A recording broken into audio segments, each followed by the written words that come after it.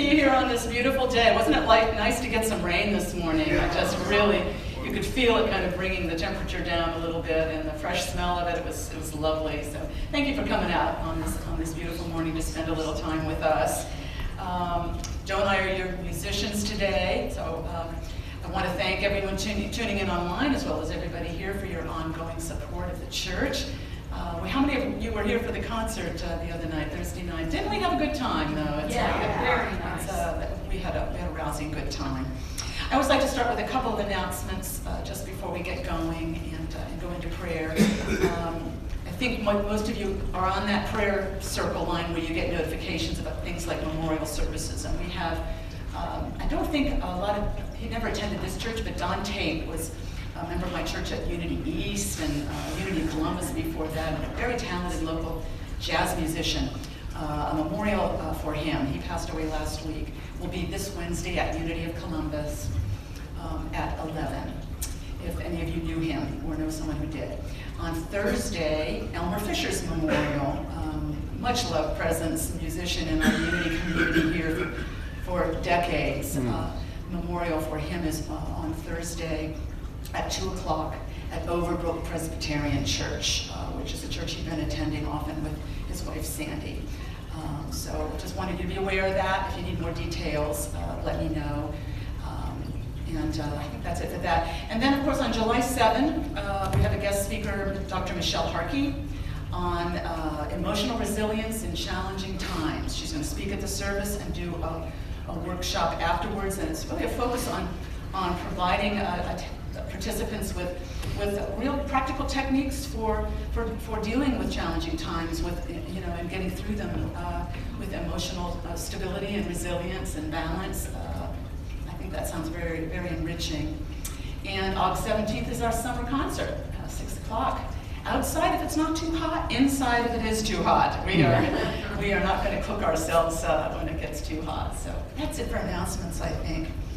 So let's begin. Let's take a breath. I'll invite Joe to come up. Begin to get centered and quiet, and think about what we're lifting up in prayer, what individuals, what lives, who we are knowing the high truth for this morning. My talk is sort of about circles of renewing life, about the earth, about nature, and about healing energy. So this is a chant, kind of a Native American chant called Spirit of the Wind.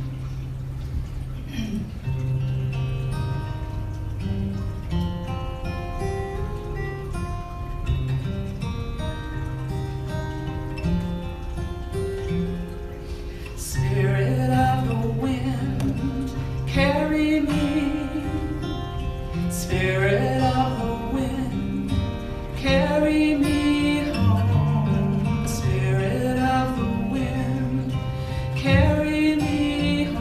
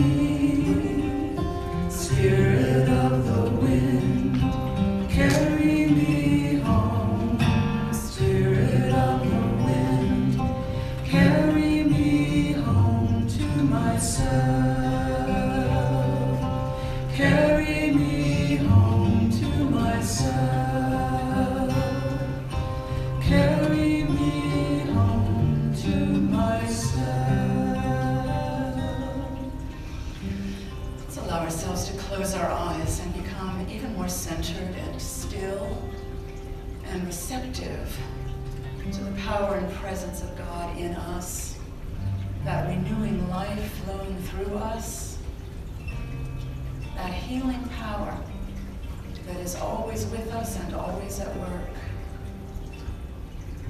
We know that that renewing energy is throughout creation, is everywhere in nature, is in the trees and the stars and the earth and the water and every living being across the globe.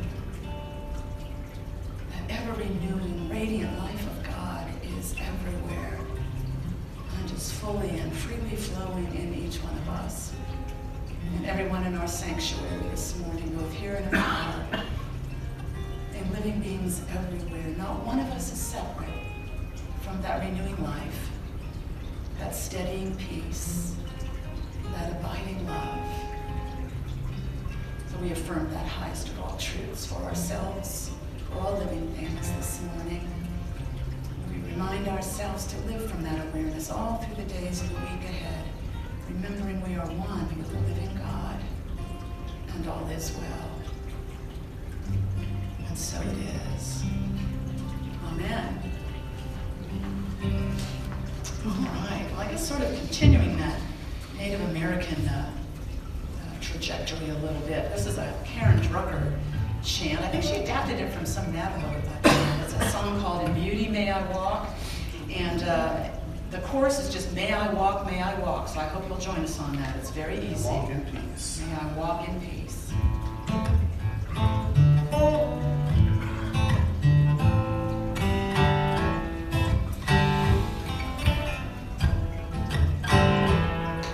In beauty, may I walk all day long. May I walk through the seasons.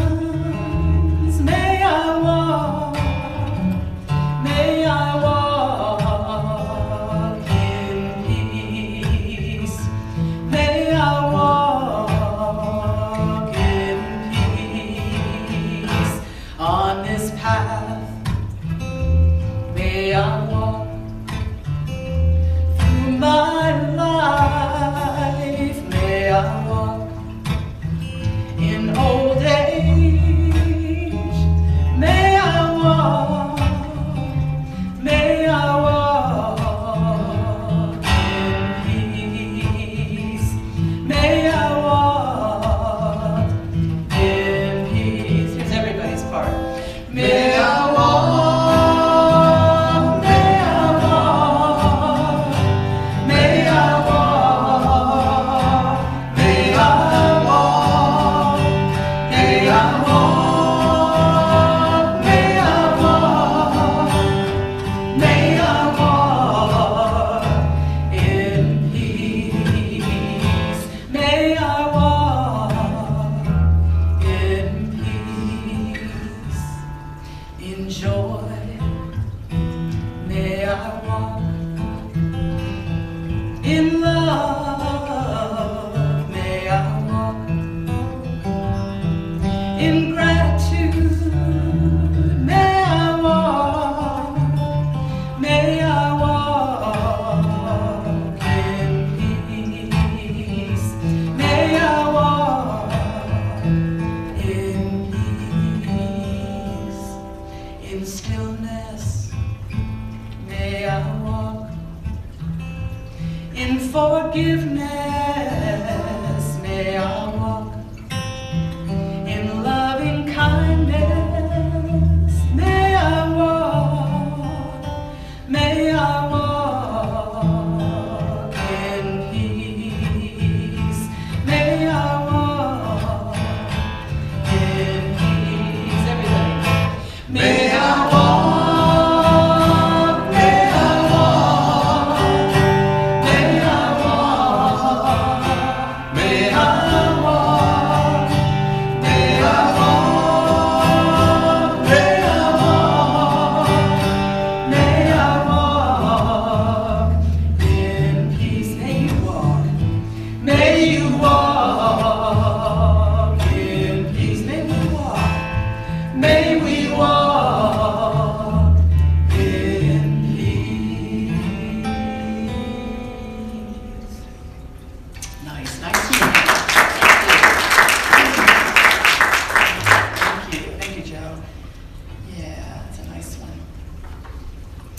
All right, so kind of a continuation of last week's Circles of Renewing Life. I guess this is kind of part two, because I was so engaged with that idea that I'm kind of drawing on from this field of biomimicry. I think there's just more to explore about it.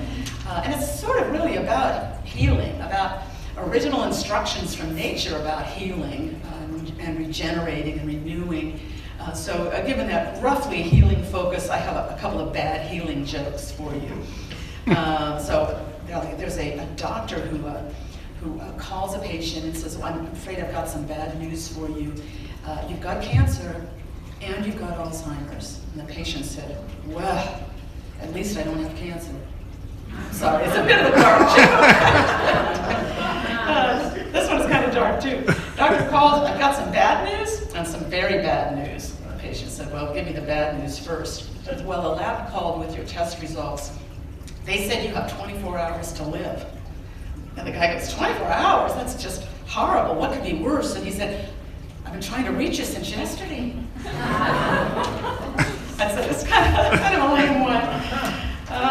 Healing energy is kind of what I'm talking about in a way, and original instructions in it from nature. How does nature do healing, renewal, regeneration? That's kind of what it's about. And there's an amazing field, and I'll just review a little bit from last week, called biomimicry. There's a researcher by the name of Janine Benyus. She wrote a book called Biomimicry, Innovation Inspired by Nature. So this field is all about learning from nature on, how can we participate in this amazing miracle of what nature does every day. Everything recycling, everything composting, transforming, renewing, regenerating. There's a power in nature to do that, and it's going on all around us. And we are not always aware of that, or aware that we're connected to it, that it's in us too. So I kind of wanted to keep going with that theme a little bit.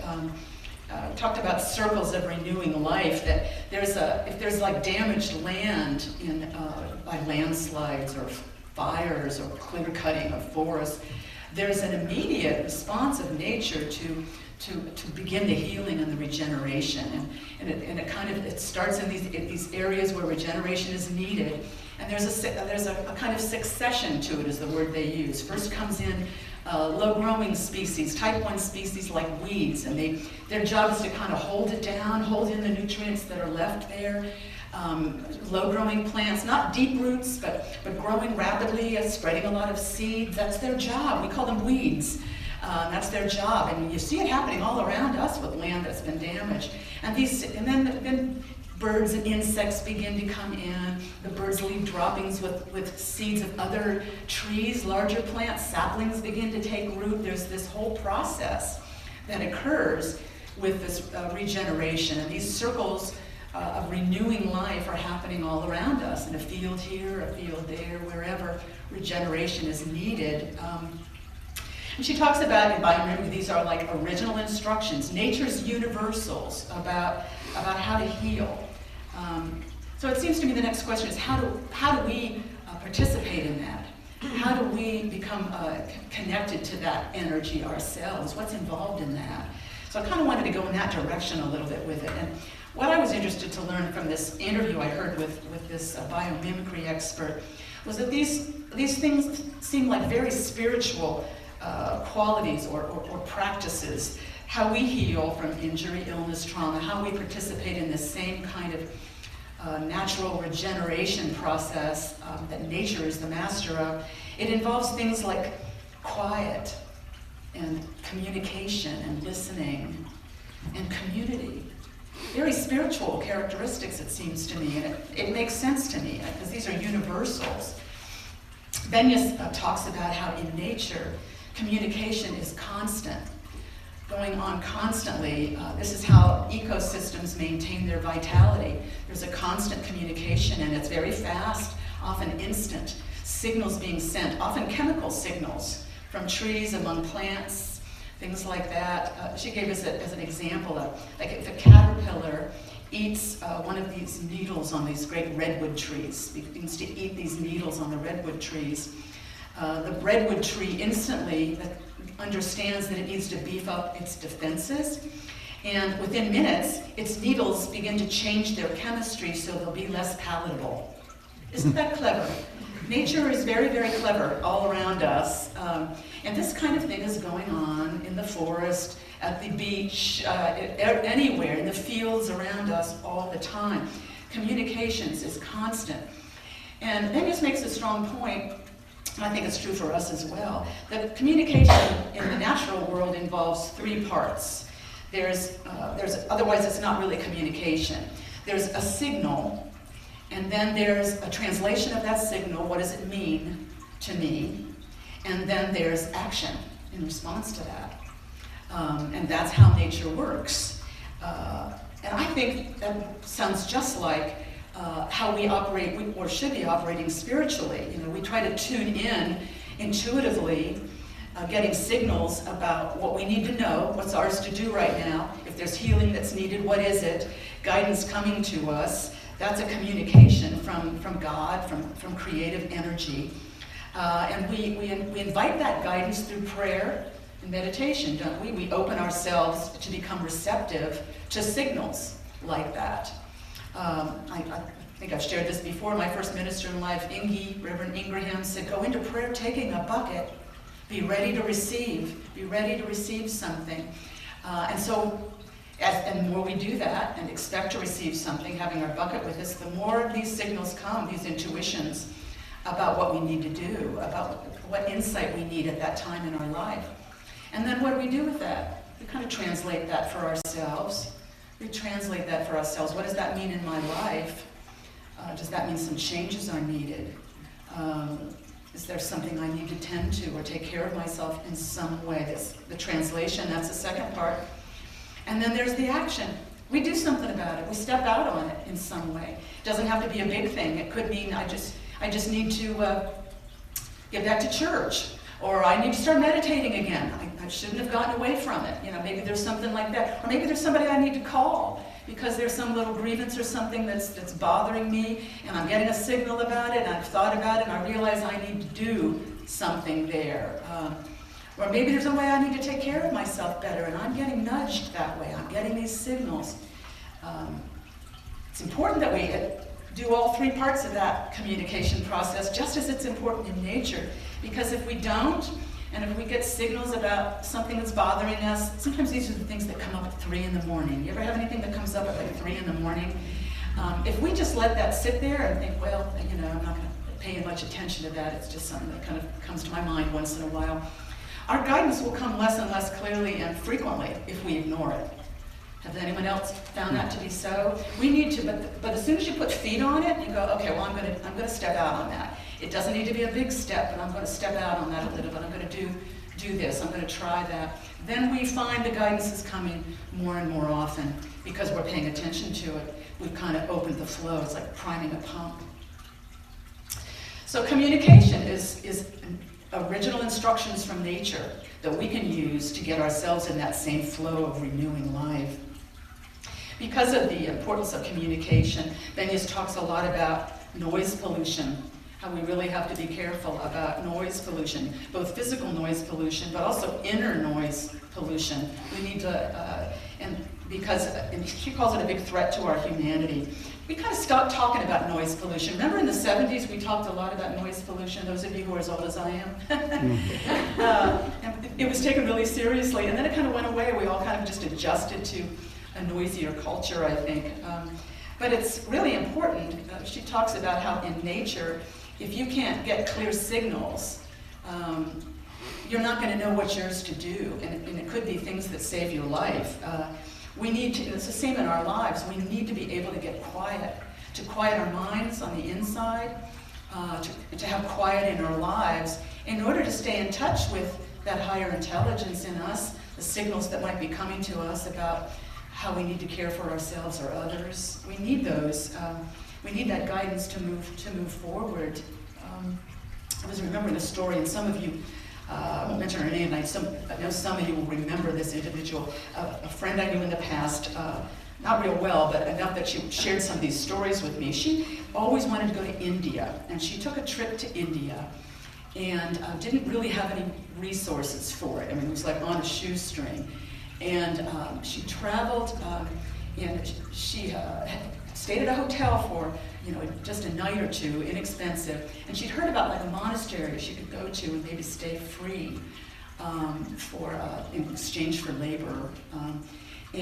So she hired a rickshaw or whatever, I think that's what they call them in India, to be transported to this monastery. And with their English, and it's a little difficult giving directions and so on, but managed it and was taken out somewhere by this driver and finally landed somewhere and was told to get out. This was it. And she realized this was not a monastery. This was not right. It was a more urban place. It was not safe. It didn't feel right. It didn't feel safe. And she said just as she was about to step out of that rickshaw, she had a vision of herself lying on the ground, injured.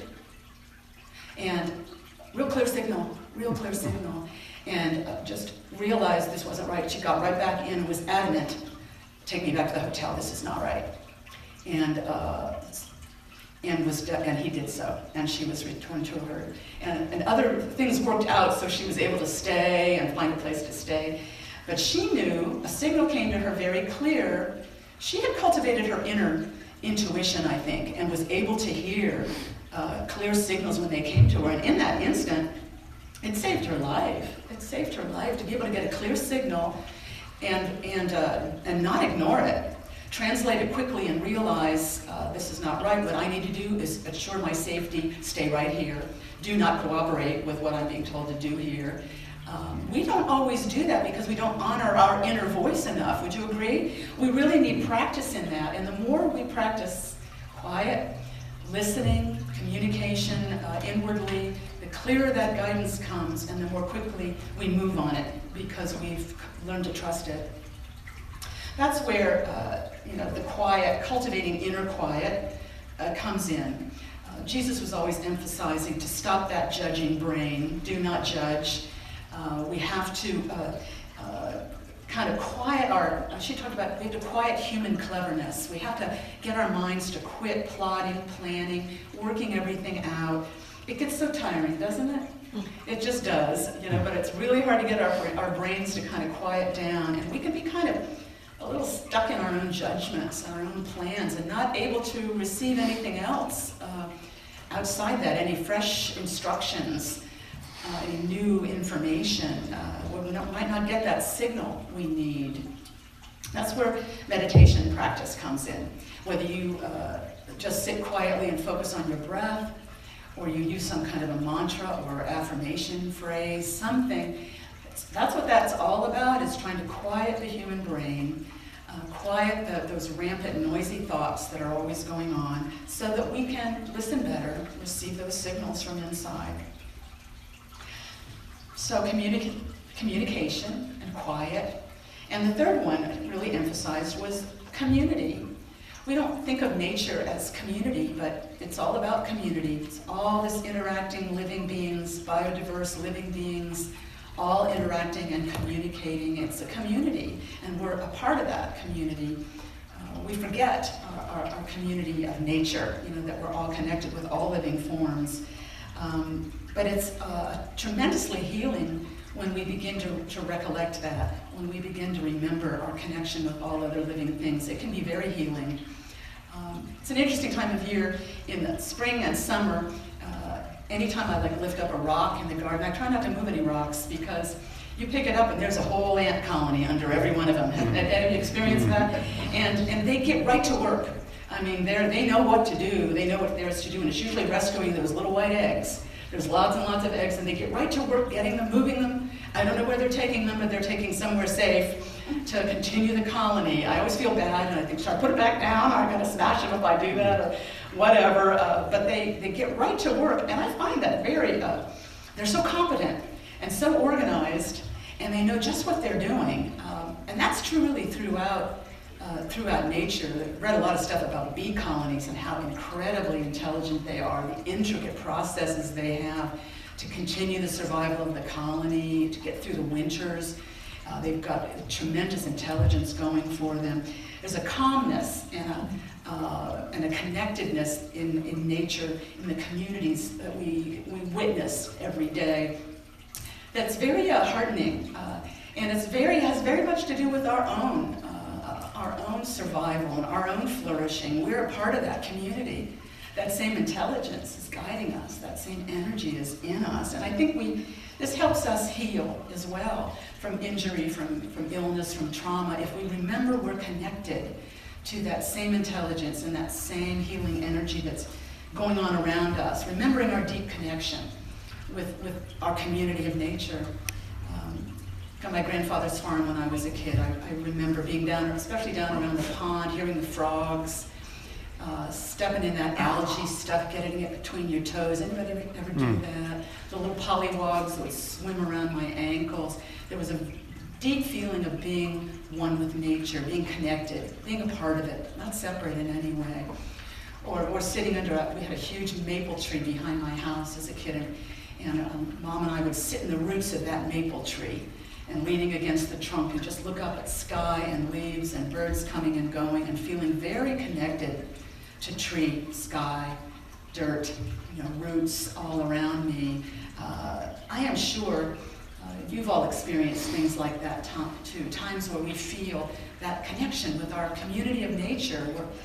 Janine Benyus, who's this biomimicry guru, she says that whenever she has to start something new or begin something again and feels a little challenged by it or something, she will go somewhere like one of those fields where regeneration is underway, where that succession of regeneration is going on. The type 1 species coming in, the weeds, and then the shrubs and berry plants, and then the insects, and then the birds coming, and then the saplings beginning to come in. She'll go to a place like that where this regeneration and renewal is underway. She said, I literally will go and look at it, find other beings who are doing what I'm doing, and see what they'll tell me.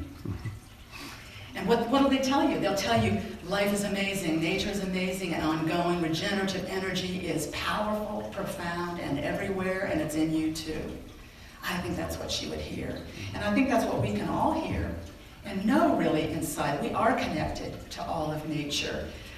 When we remember to go out and look and feel and be in close contact and proximity. So it seems to me a wonderful thing to do this summer. Make sure you spend some time feeling your connection with nature, whether it's at the beach, near the water, or a river, or a creek. Wade in it, feel your oneness with it, be among trees, feel like you're in connection with those trees and with that forest, with the dirt. Do some earthing, take your shoes off, walk around in the dirt a little bit.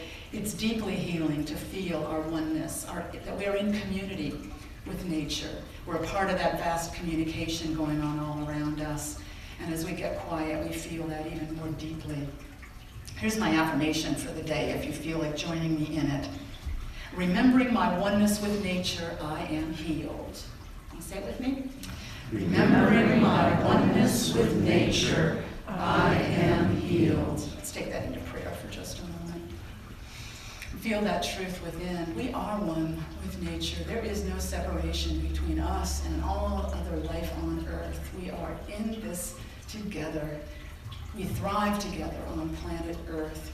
And as we feel our deep connection to the life all around us, we are healed, we are inspired, we are uplifted, we are comforted. We are one with life everywhere. God in us makes it all so, and we are grateful. So it is. Amen. Amen.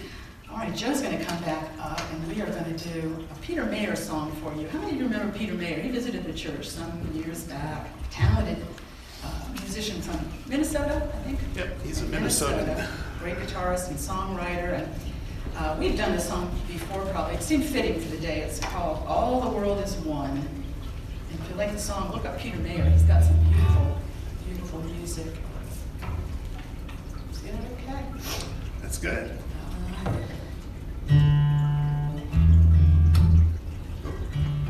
Got to retune. Sometimes he tunes differently for certain songs. I don't really understand it, but he does. Sometimes the cape goes on, and sometimes it comes off. You see how much I know about guitars.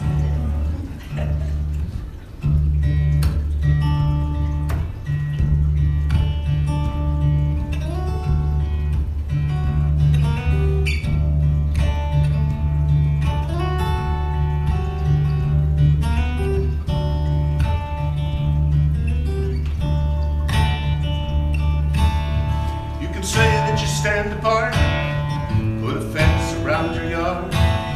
You can build a tall rampart and guard it with a gun. I had to start over. Forgot a mic. Oh, it's not mic'd? Okay. I wasn't on. You weren't on. Oh, goodness. Well, we have to hear So the guitar. ignore all that stuff. I want to hear the guitar.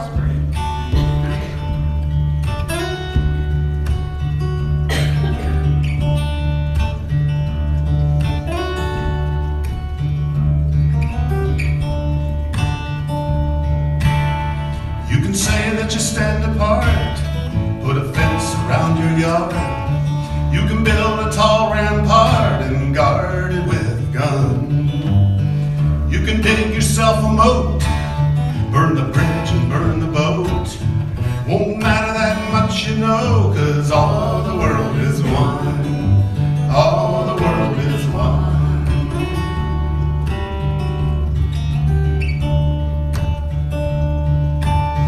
You can march in a big parade every Independence Day. You can raise up your own flag and sing your own anthem. It will ring out in the air with all the other anthems there, till the winds of the earth declare that all the world is one. All the world is one. Go and ask the Buddha when he's sitting under the tree. Go ask Walt Whitman when he's looking out to sea. Ask Alan Shepard when he's standing up on the moon, staring at that pearl of blue. Ask an atom in the breath you take. Ask the water by the riverbank. Ask a strand of DNA, it's written in your blood. One life running in your veins, one light from one big bang. You can try and separate it, but all the world is one. All the world is one. Go and ask the Buddha when he's sitting under the tree. Ask Annie Dillard when she's up on Tinker Creek. Ask Alan Shepard when he's standing up on the moon, staring at that pearl of blue. You can take an outbound train, try and make a getaway. You can ride off like John Wayne into the setting sun. But earthlings don't leave town, they just go round and round until they figure out that all the world is one. All the world is one. All the world is one. All the world is one.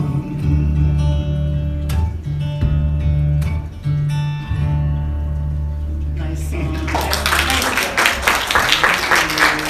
Beautiful, beautiful song. All right, our board president, Paul Westner, is going to recap some announcements for you. Thank you, Paul.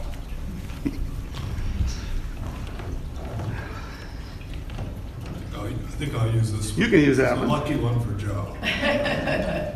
Okay. My first job is to dish out the thank yous.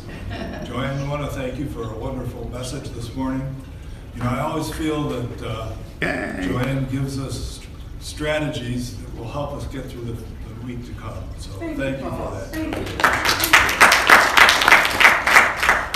And of course, we want to thank once again Joanne and Joe for their wonderful music this morning. And Joe for getting us out there on the World Wide Web. That's right. So thank you very much. We're out there.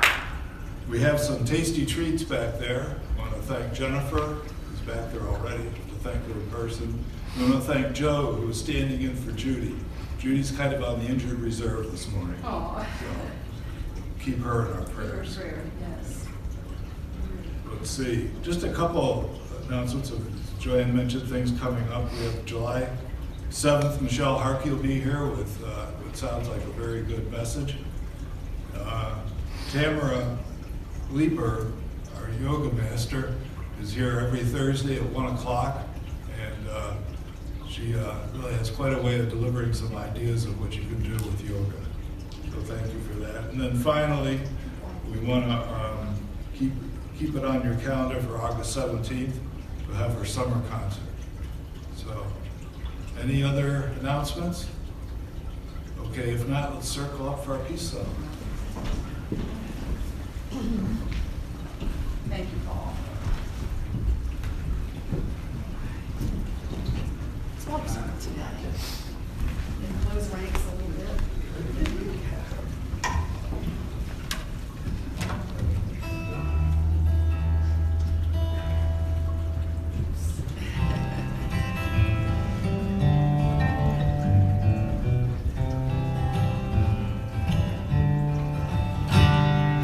Let there be peace on earth, and let it begin with me.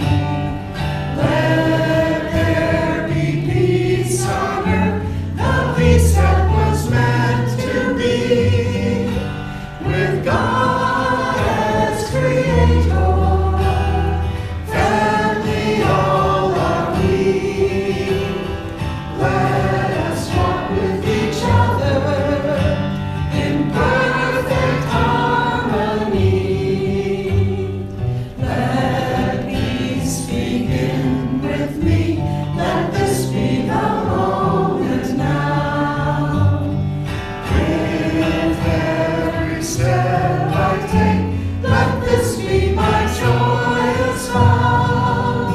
To take each moment and live each moment in peace eternally.